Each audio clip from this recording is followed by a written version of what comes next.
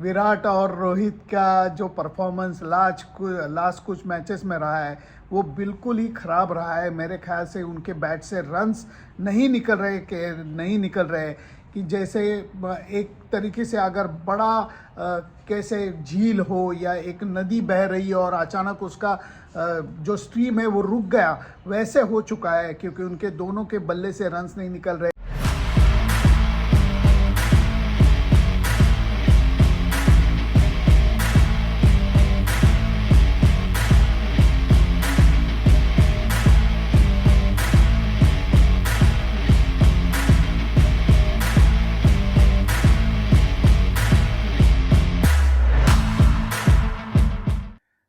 लाहौर लाहौर है और लाहौर के कद्दाफी स्टेडियम के क्या कहने हैं। जी हाँ, कद्दाफी स्टेडियम लाहौर दुनिया के सामने एक नए रूप में मौजूद है। एक जगमगाता स्टेडियम दुनिया के सामने आ चुका है और जो लोग कह रहे थे कि ये स्टेडियम कभी भी वक्त पर मुकम्मल नहीं हो सकेगा और चैंपियंस ट्रॉफी के मैचेस यहाँ नहीं हो सकेंगे, उन सब को जवाब मिल चुका है। न सिर्फ ट्राई सीरीज के मैच की वजह से भी और अब चैंपियंस ट्रॉफी जिसके मैचेस यहाँ पे होने वाले हैं।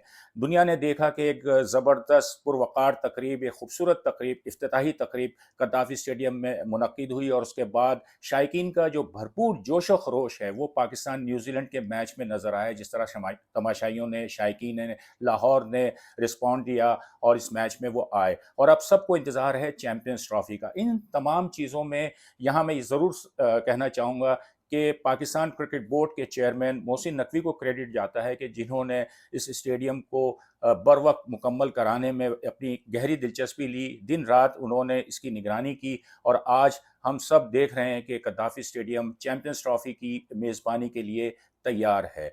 चैंपियंस ट्रॉफी की जहां बात आ रही है तो 8 टीमों का ये ज़बरदस्त मुकाबला है। 2017 में आखिरी मरतबा चैंपियंस ट्रॉफी हुई थी जिसमें पाकिस्तान ने इंडिया को फाइनल में शिकस्त दी थी सरफराज अहमद की क़यादत में।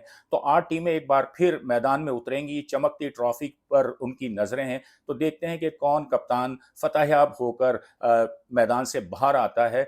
8 टीमों का तज्जिया हम करते रहेंगे, लेकिन आज हम इंडिया की बात करेंगे। इंडियन टीम जिसके बारे में हमेशा जब भी टेस्ट, वनडे और T20 की बात होती है तो माहिरीन मुबसरीन इंडिया को बहुत हाईली रेट करते हैं और इस चैंपियंस ट्रॉफी में भी इंडिया उन टीमों में शामिल है कि जिन्हें फेवरेट करार दिया जा रहा है। आज मेरे साथ मेरे इस प्रोग्राम में एक बार फिर भरपूर मुस्कुराहट, लफ्ज़ों के खूबसूरत चुनाव के साथ मेरे बहुत ही प्यारे दोस्त, काबिल एहतराम दोस्त सुनिंदन लेले मौजूद हैं। आज उनसे हम बात करेंगे कि इंडिया की टीम के क्या चांसेस हैं और इस चैंपियंस ट्रॉफी को वो किस तरह देख रहे हैं।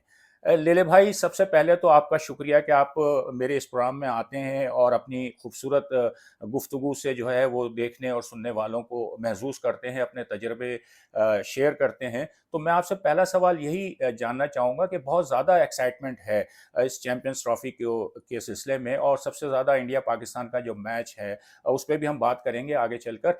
तो खुद बहैसियत स्पोर्ट्स लवर, स्पोर्ट्स जर्नलिस्ट, आप खुद कितने एक्साइटेड हैं? शकुर भाई, एक्साइटमेंट तो बहुत ज़्यादा है क्योंकि जो मैंने पहला आईसीसी का टूर्नामेंट कवर किया था वो चैंपियंस ट्रॉफी था और वो चैंपियंस ट्रॉफी की अभी भी यादें ताज़ा है क्योंकि वो केनिया का हो चाहे श्रीलंका का हो, ये सभी चीज़ें याद ध्यान में रखती है क्योंकि एज ए जर्नलिस्ट वो मेरी पहली मुलाकात थी बड़ी क्रिकेट के साथ, इसलिए एक्साइटमेंट बहुत है।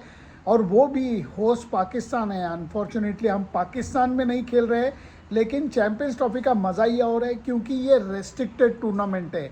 सबसे बढ़िया जो 8 टीमें हैं वही खेलने जाती है, इसलिए क्रिकेट का जो स्तर रहता है, जो क्वालिटी रहता है वो बहुत ऊपर रहता है। इसलिए सच बोलता हूँ, एक्साइटमेंट बहुत है।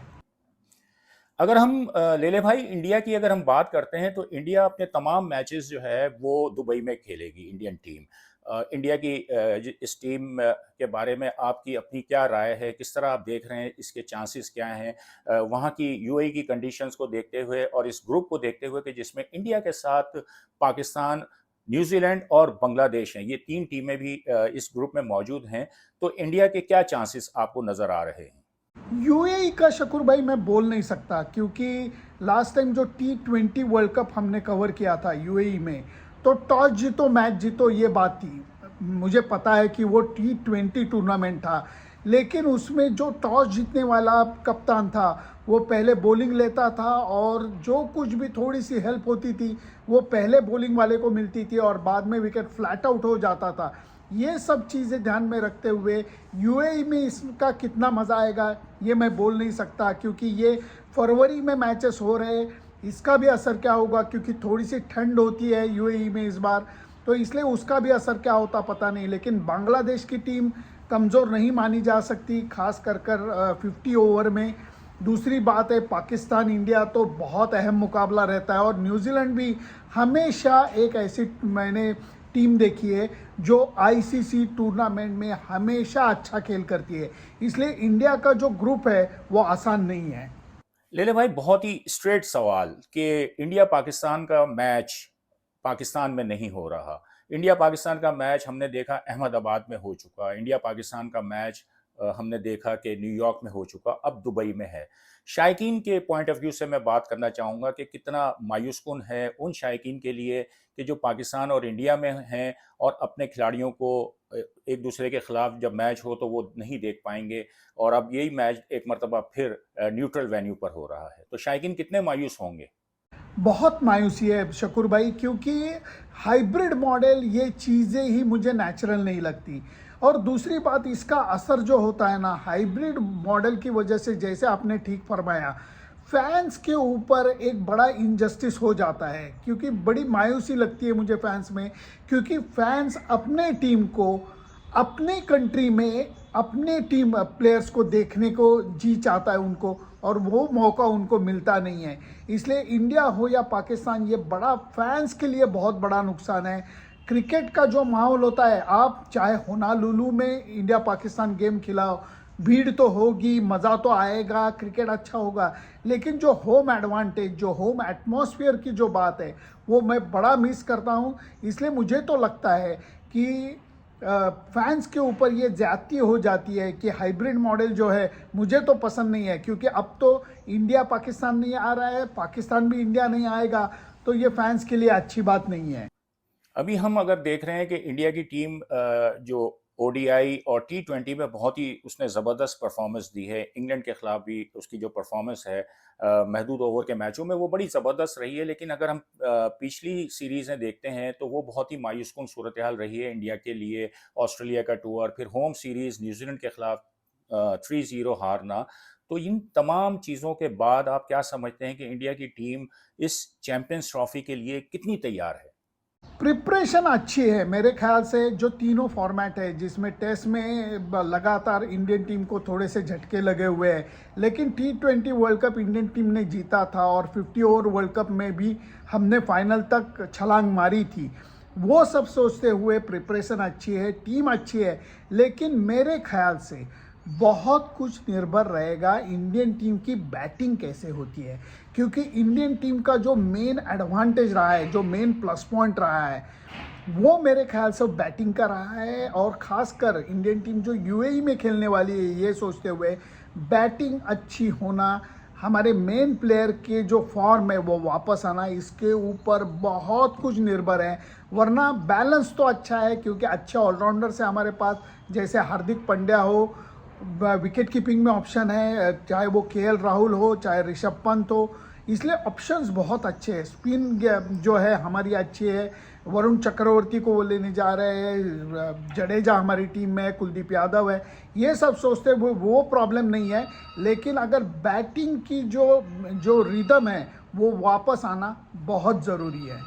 अच्छा, फास्ट बॉलर मोहम्मद शामी का कमबैक हुआ है, वो टीम में वापस आए हैं, लेकिन जो सबसे बड़ा जो सवाल है वो है जसप्रीत बुमराह का। इस वक्त वो जिस तरह बॉलिंग कर रहे हैं और जिस तरह वो इंटरनेशनल क्रिकेट पर छाए हुए हैं, तो अगर बुमराह टीम में ना हुए तो ये कितना बड़ा झटका होगा इंडियन टीम के लिए?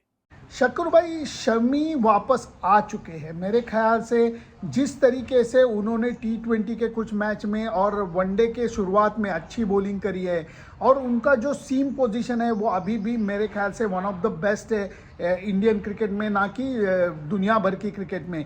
इसलिए शमी और बुमराह एक साथ वापस आना ये बहुत ज़रूरी है। और मेरे ख्याल से शमी तो वापस आ चुके हैं, थोड़ी सी हिचकिचाहट रहेगी क्योंकि वो बड़े क्या बोलते हैं इंजरी टाइम आउट से वापस आ रहे हैं। और दूसरी तरफ बुमराह जो है वो ऐसे ही नहीं बने हुए हैं। बुमराह ये ICC player of the year हो चुके हैं, और जिसका कारण है वो उन्होंने किया हुआ परफॉर्मेंस, चाहे वो ऑस्ट्रेलिया हो, चाहे वर्ल्ड कप हो, चाहे T20 वर्ल्ड कप हो, Bumrah was absolutely top class, top class. और उनको जो इंजरी हुई है, वो इंजरी से वो कितने बाहर आते हैं, फुल फोर्स से बॉलिंग कर सकते हैं या नहीं, ये सब चीज़ें बहुत अहम रहेगी। मेरे ख्याल से बुमराह खेलेंगे तो इंडिया के लिए एडवांटेज बहुत ज़्यादा बढ़ जाएगा। लेकिन अनफॉर्चुनेटली अगर उनकी इंजरी ठीक नहीं हुई तो इंडियन टीम को बड़ा झटका लगेगा, क्योंकि वो बहुत important player, he is a very important link in the Indian team. और लेले भाई, आखिर में वही एक सवाल जो इस वक्त सबसे ज़्यादा पूछा जा रहा है, सबके जहनों में यही एक सवाल है कि विराट कोहली और रोहित शर्मा का फ्यूचर क्या है, ख़ास तौर पर इस चैंपियंस ट्रॉफी में। अगर इस चैंपियंस ट्रॉफी में वो नहीं चले तो फिर क्या होगा? जी हाँ, जी हाँ। विराट और रोहित का जो परफॉर्मेंस लास्ट कुछ मैचेस में रहा है, वो बिल्कुल ही ख़राब रहा है। मेरे ख्याल से उनके बैट से रन्स नहीं निकल रहे कि जैसे एक तरीके से अगर बड़ा कैसे झील हो या एक नदी बह रही है और अचानक उसका जो स्ट्रीम है वो रुक गया, वैसे हो चुका है, क्योंकि उनके दोनों के बल्ले से रन्स नहीं निकल रहे।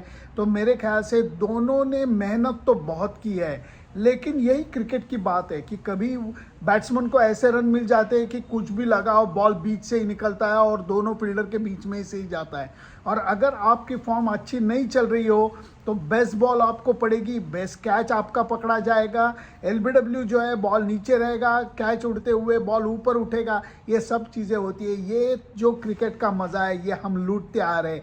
लेकिन बड़े प्लेयर है, you and me know that. Virat Kohli ने तो सबसे ज़्यादा वनडे शतक बनाए हैं, लेकिन मेरे ख्याल से चाहे विराट कोहली हो, रोहित शर्मा हो, बाबर आजम हो, ये अपनी अपनी टीमों के किंग पिन हैं। अगर उनके बल्ले से रन्स निकलने लगे तो एकदम से माहौल बदल जाता है। इसलिए उम्मीद तो है, क्योंकि ये बड़ा लंबा अरसा चला है कि उनके बैट से रन्स नहीं निकले। तो मेरे ख्याल से रोहित हो या विराट हो, दोनों दिल से चाहते होंगे कि I must contribute to the team, और यही मौका है चैंपियंस ट्रॉफी का। तो मेरे ख्याल से दोनों ने तैयारी तो पूरी की है, लेकिन क्रिकेट के जो भगवान है, क्रिकेटिंग गॉड जिसको हम बोलते हैं, उनको ये मंजूर है या नहीं, ये सिर्फ हमें चैंपियंस ट्रॉफी में पता चलेगा। तो दोस्तों, ये हैं सुनिंदन लेले, जिनकी गुफ्तगू आपने सुनी, उनका तजर्बा, उनका तज्जिया आपने सुना कि वो क्या कह रहे हैं इंडियन टीम के बारे में, इंडियन टीम के चांसेस के बारे में इस चैंपियंस ट्रॉफी में। लेले भाई, आपका शुक्रिया कि आप इस प्रोग्राम में आए और अपना जो वसी तजर्बा है, आपका जो एक्सपीरियंस है, आपकी जो गहरी नज़र है क्रिकेट पर, इंडियन टीम पर, वो आपने हमारे साथ शेयर की। बहुत शुक्रिया आपका।